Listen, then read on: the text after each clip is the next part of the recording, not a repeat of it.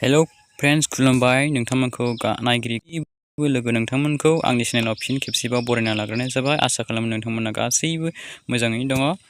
दा नोंथांमोननि थाखाय मोननैसो इम्परटेन्ट आपडेट्स लानानै फैदों। नोंथांमोना भिडिअखौ स्किप खालामालासे नायलांबाय थाबानो जाबाय।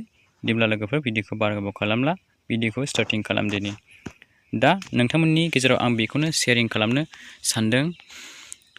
दा लेबार वेलफेयार डिपार्टमेन्ट जोंहा लेबार कार्डखौहाय माबोरैहाय एप्लाइ खालामनांगौ, जोंहा लेबार कार्ड एप्लाइ खालामनो थाखाय मा नांगौ डकुमेन्ट्सफोराहाय, बिनि बागै आं नोंथांमोननो मिथिहरनो सानदों। दा लेबार कार्डखौहाय जोंहा गोबां सुबुङानो एप्लाइ खालामबाय नङा होमबा, आरो गोबां बेनिफिट्स मोनबाय, गोबां बेनिफिट्स लागासिनो दङ लेबार कार्डनिफ्राय। दा खायसेया अफलाइन एप्लाइ खालामदों आरो खायसेया अनलाइन एप्लाइ खालामदों। दा अफलाइन आरो अनलाइन मा डिफारेन्स आं खिन्थाहरनो सानदों। नोंथांमोना अनलाइन एप्लाइ खालामोब्ला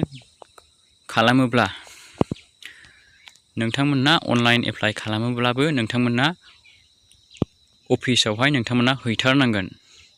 दा बबे अफिसाव हैनांगोन? नोंथांमोना मोनसे गावबागाव डिस्ट्रिक्टआवहाय लेबार अफिस थाखायो, बे अफिसावहाय नोंथांमोना थांनानै हैबानो जाबाय आरोखि। बेनिफ्राय अफलाइन जाय बिथांमोना अफलाइन खालामो बिथांमोननि थाखाय साबसिन आरोखि।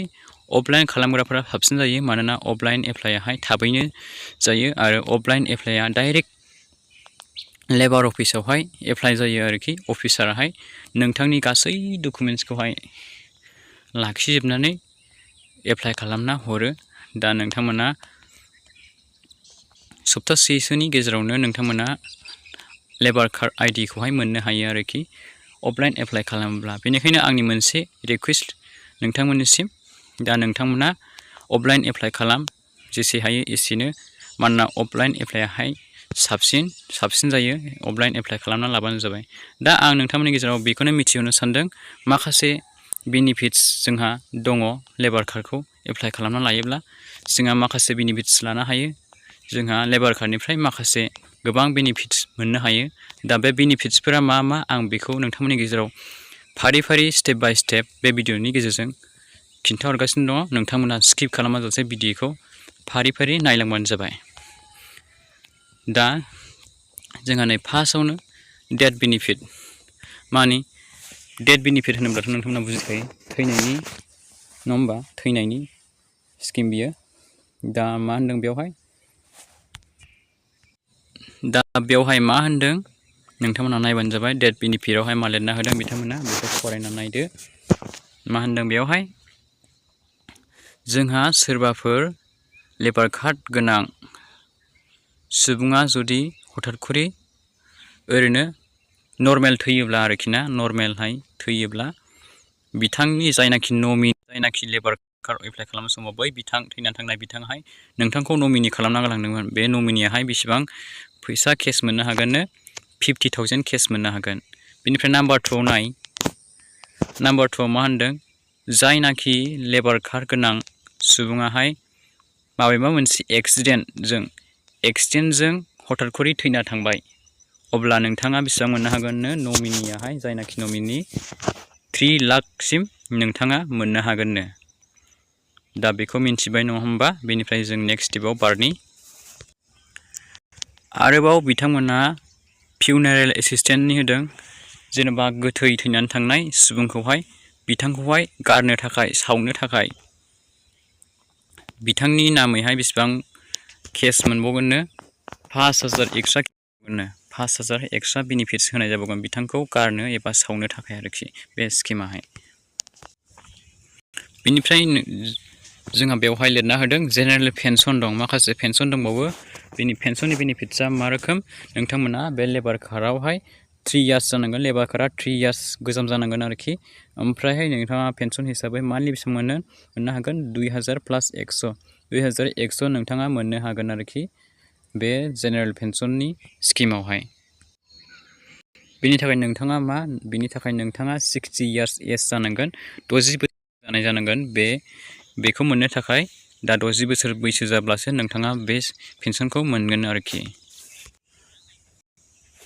बेनिफ्राय नोंथाङा नैबेयाव नायना लादो डिसेबिलिटि पेन्सन दं जोंहा जायनाखि सुबुंफोरा लेंग्रा बेंगुरा जायनाखि माखासे हेल्थनि प्रब्लेम बिथांमोननि थाखाय जोंहा मान्थलि बेसेबां होगोन पेन्सन हिसाबै 2100 बेनिफ्राय बिथांमोननि थाखाय एक्सट्रा केस होनाय जागोन बेखौ बिथांमोना बेवहाय बुंदों।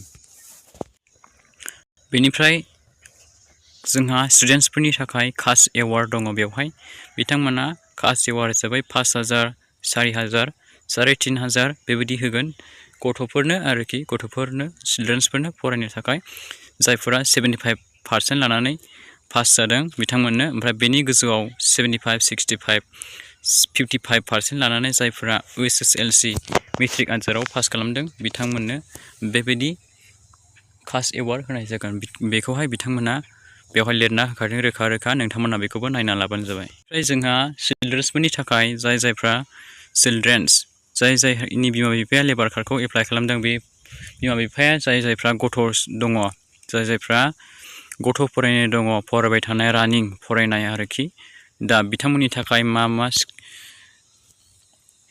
दङ नैबाव नायदो क्लास 1 to 4 क्लास 1 निफ्राय क्लास 4 सिम 1500 होनाय जागोन बोसोराव। बेनिफ्राय क्लास 5 निफ्राय क्लास 7 सिम 2750 थाखा करिया होनाय जागोन बोसोरावहाय। ओमफ्राय क्लास 8 निफ्राय क्लास 10 सिम 4000 करि होनाय जागोन बेखौ बुंदों। ओमफ्राय क्लास 11 निफ्राय 12 सिम ओमफ्राय ITI गोनाङाबो एलिजिबोल जागोन बे स्कलारशिपखौहाय एप्लाइ खालामना लानो थाखाय ओमफ्राय मोननो हागोन दा बेसेबां क्लास 11 निफ्राय 12 सिम ओमफ्राय ITI प्लास 7000 मोननो हागोन आरोखि। बेनिफ्राय जोंहा डिग्रि गोनां एनि ग्रेजुवेट एनि स्ट्रिम जायखिजाया डिग्रि गोनाङानो ITI लानायबाबो नोंथांमोना पस्ट ग्रेजुवेट जानायब्लाबो नोंथांमोना मोननो हागोन मा 10000 करि मोननो हागोन आरोखि बोसोरावहाय। बेनिफ्राय नायदों नोंथांमोना पस्ट ग्रेजुवेट जायनाखि इन्जिनियारिं मेडिकेल कम्पिटिटिभ एग्जामिनेसन बेबायदि गोनां जाय post graduate MA BA MA MCOM BCOM बेबायदि लानाय जायफोराहाय PhD बेबायदि लानाय BE BTech इन्जिनियारिं कर्स बेबायदि गोनां बिथांमोननि थाखाय 20000 20000 करिया बोसोरावहाय होबाय थागोन आरोखि बेखौ नायनानै लाबानो जाबाय। नै बेवहाय रोखा रोखा होना दोनखादों नोंथांमोना नायदो आरोखि फारि फारि। बेनिफ्राय नोंथांमोना नैबे माखासे मेडिकेल लोमजानायनि थाखाय मेडिकेल एसिस्टेन्स लोमजानायखौ नायनो थाखाय नोंथांमोना बेहाय माखासे माबा मोनगोन बेखौ नायनानै लाबानो जाबाय बेसेबां फैसा मोनगोन लोगोफोर नोंथांमोना आं बेखौ खिन्थाहरबाय थाला नोंथांमोना मोजाङै नायनानै लाबानो जाबाय फरायनानैहाय बेखौ खिन्थाहरोब्ला भिडिअआ जोबोद गोलाव जानो हागौ ओंखायनो आं खिन्थाहरनो सानबाय थाला नोंथांमोना बेखौ नायनानै लादो। बेनिफ्राय जोंहा नैबाव नायबानो जाबाय मेटारनिटि एसिस्टेन्स होनदों। मेटारनिटि एसिस्टेन्स होनब्ला नोंथांमोना मा बुजियो जायनाखि बेनिफिसारियाहाय हिन्जावसा 2 गथ' दङ बिथाङाहाय मेटारनिटि एसिस्टेन्टनि फाहाम हिसाबै बिथाङा 20000 रुपिस मोननो हागोन आरोखि बेखौहाय बुंदों। ओमफ्राय बिथाङा बेसेबां जायनाखि बेनिफिसारि बिथाङा बेसेबां जानांगोन 3 इयार्स रेजिस्ट्रेसन जानांगोन 3 इयार्स फुराना जानांगोन आरोखि लेबार कार्डआवहाय दा बेखौ होनदों। ओमफ्रायहाय ओरै नायबावदो नोंथांमोना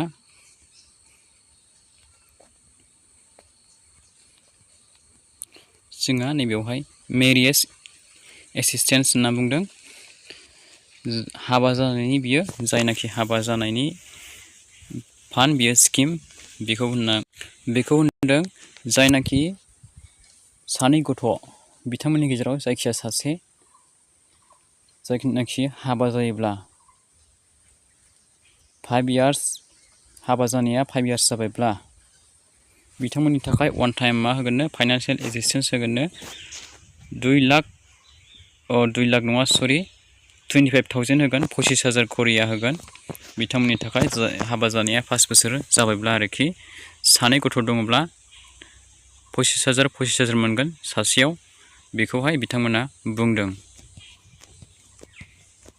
दा नोंथांमोना मिन्थिबाय नङा होमबा लोगोफोर दा लेबार कार्डखौ एप्लाइ खालामब्ला बेसेबां बेनिफिट्स मोननो हायो, बेसेबां बेनिफिट्स दं जोंहा लेबार कार्डनि जोहैहाय जोंहा लेबार कार्डखौहाय जोंहा एप्लाइ खालामना लायोब्ला जोंहा मा मा बेनिफिट्स मोननो हायो, जोंहा मा मा स्किम फान्डफोर दङ, जोंहा मा मा सुबिदा लानो हायो, सुबिदा मोनगोन दङ, बेखौ नोंथांमोना बयबो मिन्थिबाय बे भिडिअनि गेजेरजोंहाय। दा नोंथांमोना बेनिखायनो बयबो गासैबो नायगिरि नोंथांमोनहा जाय लेबार कार्ड गैया, नोंथांमोनहा सोरबाफोर फरायनाय गथ' दङब्ला, बिमा बिफाया सोरबाफोर रानिं फरायनाय गथ' गथाय दङब्ला नोंथांमोनहा एप्लाइ खालामनानै लाबानो जाबाय। बेनिफ्राय नोंथांमोना एप्लाइ प्रसेसखौहाय अफलाइन एप्लाइ खालामोब्ला साबसिन जायो। नोंथांमोना अफलाइन एप्लाइ खालामनानै लाबानो जाबाय। थ' लोगोफोर, नोंथांमोना भिडिअखौ नायनानै मोजां मोनदोंब्ला लाइक खालामबानो जाबाय आरो बयनोबो शेयार खालामना होबानो जाबाय, जाहाथे बयबो मिन्थियो आरो एप्लाइ खालामना लानो हायो। मानोना बेनि लेबार कार्डनि एप्लाइ खालामनाय समाहाय एनि टाइम लोगोफोर, नोंथांमोना अफलाइन एप्लाइ खालामबानो जाबाय। नोंथांमोना लेबार अफिसाव थांनानै अफलाइन एप्लाइ खालामबानो जाबाय। एनि टाइम बेनि एप्लाइ खालामनाय समा सोलिबाय थायो। नोंथांमोना एप्लाइ खालामना लाबानो जाबाय, जायफ्रा एप्लाइ खालामना लायाखै। दा नोंथांमोना जोबथारनायाव आंनि मोनसेल' रिकुवेस्ट लोगोफोर, नोंथांमोना भिडिअखौ नायनायजों लोगोसे चेनेलखौबो साबस्क्राइब खालामनानै गालांबानो जाबाय, जाहाथे बेबायदिनो नोंथांमोना बे चेनेलनि गेजेरजों गोदान गोदान आपडेट्सफोर मोनबाय थानो हायो। बिदिब्ला लोगोफोर, थेंक इउ फर वाचिं।